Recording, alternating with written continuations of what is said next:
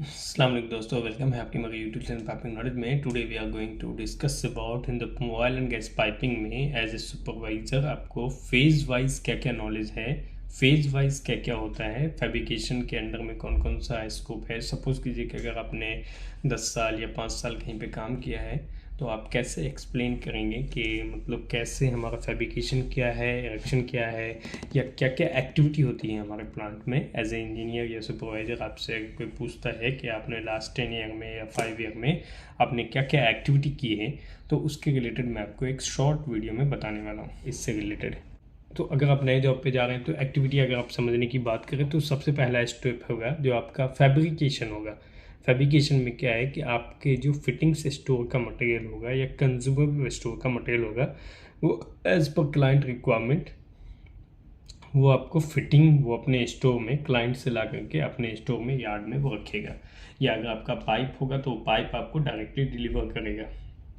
तो as per available material के हिसाब से आपका जो प्लानर होगा, जो प्लान बनाता होगा मंथली कि हाँ इस मंथ में अपने को इतना काम करना है, उस प्लान के अकॉर्डिंग वो आपको काम बताएगा।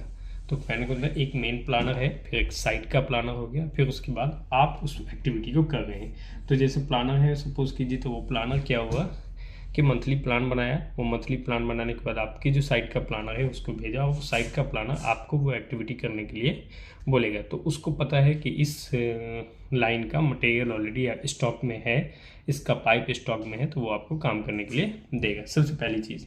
फिर आप वहाँ पे फैब्रिकेशन स्टार्ट करेंगे, तो मतलब वो कंस्ट्रक्शन एक्टिविटी स्टार्ट हो जाती है। फैब्रिकेशन क्या है कि हम लोग शॉप में इसके लिए फैब्रिकेशन करते हैं कि हमारा नंबर ऑफ़ ज्वाइंट जो है वो फील्ड में कम हो। नंबर ऑफ ज्वाइंट फील्ड में कम होगा तो क्या होगा कि शॉप में क्या है, आप इन्वायरमेंट को कंट्रोल कर सकते हैं।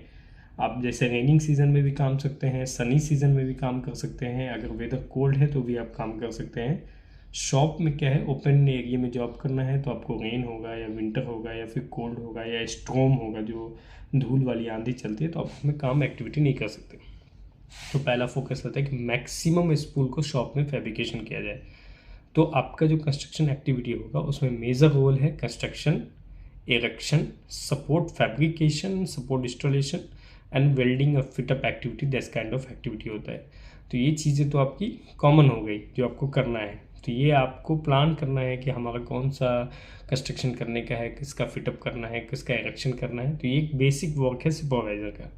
जब आपका वो लाइन कंस्ट्रक्शन कंप्लीट होगा या फिर आपका कुछ हद तक कंप्लीट हो जाएगा 70% 80%, तो आप उसको मैकेनिकल क्लियरेंस करेंगे आप खुद से।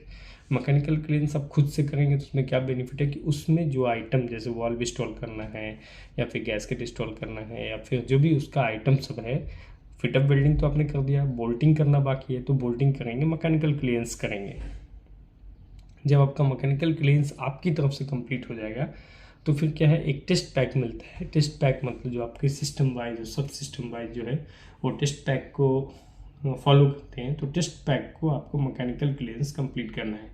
जब आपका वो test pack mechanical clearance complete हो जाएगा, मतलब टोटल हॉट वर्क से रिलेटेड जो भी एक्टिविटी होगी, हॉट वर्क से रिलेटेड जो एक्टिविटी होगी आपने उसको कंप्लीट कर दिया, तो अब वो लाइन क्यूसी को देंगे। तो क्यूसी उसमें एनडीटी का प्रोसेस करेगा कि इसमें नॉन डिस्ट्रक्टिव टेस्टिंग क्या क्या है, उसके अकॉर्डिंग वो एनडीटी का प्रोसेस करेगा। क्यूसी अगर एनडीटी का प्रोसेस कंप्लीट करता है तो फिर वो अपना क्लाइंट को बुला करके वो उसको इंस्पेक्शन कराएगा, मैकेनिकल क्लियरेंस कराएगा। तो जब अगर वो मैकेनिकल क्लियरेंस करता है तो उसमें क्लाइंट जो है वो 3 टाइप का पंच पॉइंट देगा, पंच ए बी सी, जिसको हम लोग पंच लिस्ट बोलते हैं।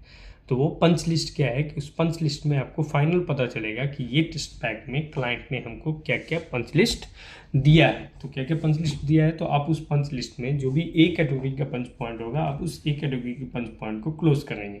जब वो ए कैटेगरी का पंच पॉइंट क्लोज हो जाएगा तो वो लाइन जो है अब आपकी लाइन प्री कमिश्निंग स्टेज में चली जाएगी। पहला क्या था, फैब्रिकेशन, उसके बाद कंस्ट्रक्शन और इंस्टॉलेशन का स्टेज था। जब कंस्ट्रक्शन इंस्टॉलेशन स्टेज कंप्लीट होगा तो वो लाइन चली जाएगी प्री कमिश्निंग स्टेज में। तो प्री कमिश्निंग स्टेज में 4-5 स्टेप बाई स्टेप वर्क है। प्री कमिश्निंग स्टेज में क्या है कि आपका सबसे पहले जो मैकेनिकल पंच लिस्ट का A category punch point close होना चाहिए। ओके, सेकेंड थिंग है कि जब आपका A category punch point close होगा तो प्री टेस्ट एयर ब्लोइंग होता है। जैसे मतलब प्री टेस्ट एयर ब्लोइंग का मतलब लाइन को हम लोग इंटरनली टेस्टिंग करने से पहले क्लीन कर देते हैं। लाइन को इंटरनली क्लीन करते हैं तो उससे बेनिफिट उसका क्या होता है कि जब आप टेस्टिंग करेंगे तो लाइन के अंदर जो डर्टी आइटम्स था या सैंड था वो कंप्लीट रिमूव हो गया, तो आपका प्रेशर गेज है या पीएसवी है वो डैमेज होने का चांसेस नहीं रहेगा। अदरवाइज़ वो आपको रीडिंग गलत बता सकता है, प्रेशर गेज डैमेज हो सकता है, पीएसबी डैमेज हो सकता है, तो उसका कैलिब्रेटेड रहता है। कैलिब्रेशन डैमेज हो जाएगा तो फिर वो यूज़ के लायक नहीं है। पहला तो एयर ब्लोइंग कर दी, प्री टेस्ट एयर ब्लोइंग। अब उसके बाद आप उसको प्रिपरेशन करेंगे, ब्लाइंड इंस्टॉलेशन करेंगे, जो टेम्पोरी रिमूव आइटम सब है जैसे एमओवी, कंट्रोल वॉल या ओरिफिस प्लेट, जो भी अपना एनआरबी है, अगर बोल्टेड एनआरबी है तो आप उसको रिमूव कर सकते हैं। नेक्स्ट आइटम है उसका आप टेस्टिंग करेंगे, वाटर फिलिंग हो गया, टेस्टिंग हो गया, वाटर का वॉल्यूम कैलकुलेट करना, ये सब आपकी रिस्पॉन्सिबिलिटी है। वाटर अरेंज करना, टेस्टिंग करना, फिर उसको ड्रेनिंग करना, फिर उसको ड्राई करना, फिर क्लीन करना। ड्राई क्लीन के बाद आप उसको ब्लास्टिंग करेंगे। जब ब्लास्टिंग कंप्लीट हो जाएगा, अगर वो लाइन नॉर्मल ब्लास्टिंग से क्लीन होता है तो ठीक, नहीं तो अगर उसमें ऑप्शन है क्लाइंट के अकॉर्डिंग, उसमें प्रोसीजर में अगर दिया है कि इसका केमिकल क्लीनिंग करना है या जैसे भी करना है, मोटिव ये है कि हमारा लाइन इंटरनली क्लीन होना चाहिए।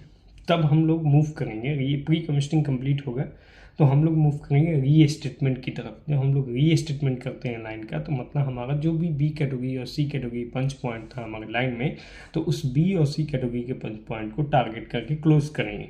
तो जैसे वो बी और सी कैटेगरी का पंच पॉइंट क्लोज होगा, टेम्पो कंप्लीट वॉल्व इंस्टॉलेशन हो जाएगा। जो भी ड्रॉपेबल आइटम है वहाँ पे ओरिजिनल गैस्केट, नट बोल्ट और ओरिफिस प्लेट सब एकदम एज पर ड्राइंग एंड पीएनआईडी के अकॉर्डिंग, जो ओपन एक होता है स्पेक्टिकल ब्लाइंड, उसमें वो अपने पीएनआईडी में दिया रहेगा कि वो ओपन कंडीशन में लगना है कि क्लोज कंडीशन में लगना है। तो स्पेक्टिकल ब्लाइंड होता है, तो वो स्पेक्टिकल ब्लाइंड को हम लोग एज पर पीएनआईडी हम लोग उसको इंस्टॉल करेंगे। तो एज पर पीएनआईडी अगर हम लोग स्पेक्टिकल ब्लाइंड इंस्टॉल कर देते हैं, टोटल आइटम आप वेरीफाई करेंगे, तो वो लाइन जो है वो कंप्लीट होगा RFC, रेडी फॉर कमिश्निंग। मतलब अब जो वो क्या है कि वो line ready for commissioning certificate के लिए, ready for commissioning certificate issue हो जाएगा। तो रेडी फॉर कमिश्निंग सर्टिफिकेट क्या होता है कि वो completion of pre commissioning activity, मतलब प्री कमिश्निंग एक्टिविटी में जैसे था pre test air blowing, air testing, उसके बाद ड्रेनिंग, ड्राइंग, कार्डबोर्ड ब्लास्टिंग, तो ये एक्टिविटी आपने, इंटरनल क्लीनिंग, फ्लशिंग, ये सब आपने एक्टिविटी कंप्लीट कर दिया। फ्लशिंग क्या है, लाइन को फ्लश करते हैं, वॉश करते हैं, मतलब कहने का मतलब। तो ये एक्टिविटी कंप्लीट हो गया, तो लाइन रेडी फॉर कंस्ट्रक्शन के लिए, कमिश्निंग के लिए, एक्टिविटी के लिए रेडी हो गया। जब आप रेडी फॉर कमिश्निंग एक्टिविटी का साइन ले लेते हैं, तो उसमें आपको एक डॉक्यूमेंट बनाना होगा जिसमें आपका वर्क के स्कोप और फिर जो आपका रेड लाइन मार्कअप अगर कहीं हुआ, या फ्लांज मैनेजमेंट, बोल्टिंग का जो टॉर्किंग का जो काम होता है वो, तो ये सब एक्टिविटी आपने कंप्लीट कर लिया, तो उसका एक रिकॉर्ड बुक बनाना है, जिससे हम लोग उसको डोजियर डॉक्यूमेंट के पार्ट में यूज़ करते हैं कि हमारा RFC सर्टिफिकेट जनरेट होने के लिए, ready for commissioning certificate generate होने के लिए ये सब डॉक्यूमेंट का रिक्वायरमेंट होता है। सेम इसके बाद है कि हम कमिश्निंग में कुछ एक्टिविटी आता है, जैसे इंटीग्रिटी टेस्टिंग के रिलेटेड है, या फिर लीक टेस्टिंग है, या नाइट्रोजन पर्चिंग है। तो जो भी आइटम आपने कमिश्निंग एक्टिविटी आपने किया है, वो कमिश्निंग एक्टिविटी के बाद AOC सर्टिफिकेट जनरेट होता है, जिसका नाम होता है achievement of commissioning certificate. Commissioning का बेसिक फंक्शन ये है कि वो आपका फंक्शन को टेस्ट करता है। फंक्शन जो लाइन आपने कंस्ट्रक्शन किया, उस लाइन का फंक्शन वो टेस्ट करेगा, तो उसको कहते हैं फंक्शन वेरिफिकेशन टेस्ट, उसको बोल सकते हैं हम लोग। फंक्शन वेरिफिकेशन टेस्ट का मतलब हो गया कि हम उसके फंक्शन को चेक करें। कमिश्निंग सिस्टम, कमिश्निंग क्या है, लीक टेस्टिंग है, फंक्शन टेस्टिंग है, फाइनल हैंडओवर डॉक्यूमेंटेशन है।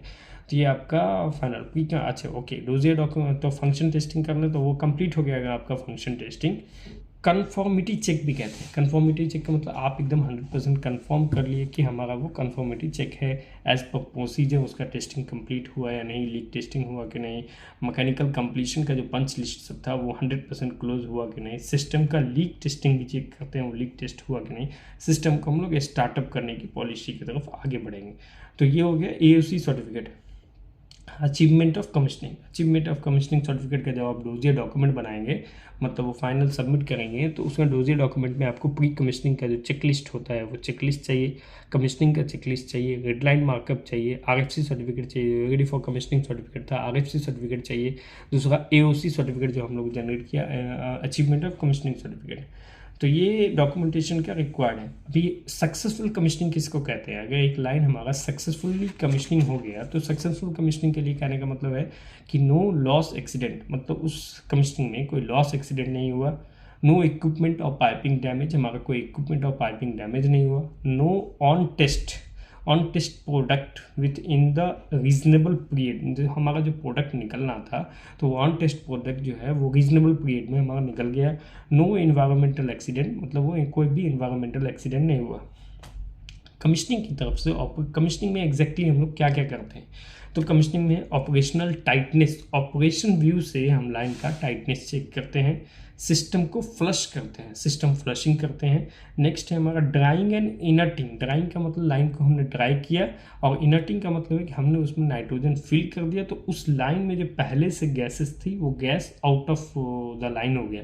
मतलब अगर कोई जगह पे हमारा पहले से एयर फिल है तो हमने उसमें नाइट्रोजन फिल कर दें, क्योंकि नाइट्रोजन जो है वो एयर से हेवियर होता है। तो जैसे जिस जगह पे वो नाइट्रोजन अगर लाइन में जाएगा तो पहले से जो एग्जिस्टिंग इसमें एटमॉस्फेरिक एयर है वो ऑटोमेटिक रिलीज हो जाएगा। तो वो हो गया ड्राइंग एंड इनर्टिंग, बहुत इंपॉर्टेंट पार्ट है। दूसरा है functional testing of the system, function का टेस्टिंग करते हैं। एंड सेफ्टी व्यू भी हम लोग सिस्टम को सेफ्टी व्यू से देखते हैं। एक्सेप्टेंस टेस्ट रन, मतलब एक्सेप्टेंस टेस्ट रन है कि उसको हम टेस्ट रन करेंगे वो एक्सेप्ट होगा। This is the basic detail related to the commissioning supervisor और इंजीनियर वर्क। अगर हम नॉर्मल एक वर्क प्लान का फेज वाइज अगर हम देखें तो पहला फेज है हमारा कंस्ट्रक्शन का, उसके पहले ही बहुत सारे फेजेस हैं, इंजीनियरिंग से रिलेटेड है, फीड से रिलेटेड है। लेकिन अगर हम साइड पे बात करें तो पहला फेज हमारा कंस्ट्रक्शन है, सेकेंड फेज है प्री कमीशनिंग, उसके बाद है रेडी फॉर कमीशनिंग, नेक्स्ट है अचीवमेंट ऑफ कमीशनिंग, उसके आर प्री स्टार्टअप सेफ्टी रिव्यू, उसके बाद है स्टार्टअप, उसके बाद है परफॉर्मेंस टेस्ट, उसके बाद है transfer operation maintenance. This is the basic detail related to the piping engineer, piping supervisor, commissioning engineer, commissioning supervisor, pre-commissioning engineer, pre-commissioning supervisor. Basically here you cannot stay in the one place, like you are a fabrication supervisor, you are an erection supervisor, you are a support installation supervisor. No, you learn about all those things because all are related to the same drawing. First you try the fabrication supervisor, erection supervisor, pre-commissioning supervisor, commissioning supervisor, that are the different zone and different work, but is all are in the one drawing. So you have to knowledge all those things, then your opportunity is increase. Okay, thank you for those who are watching for video. These days I am busy, so I am not installing, not updating the video. Okay, let's try, I try to make more video. Thank you for watching. Stay safe, stay healthy.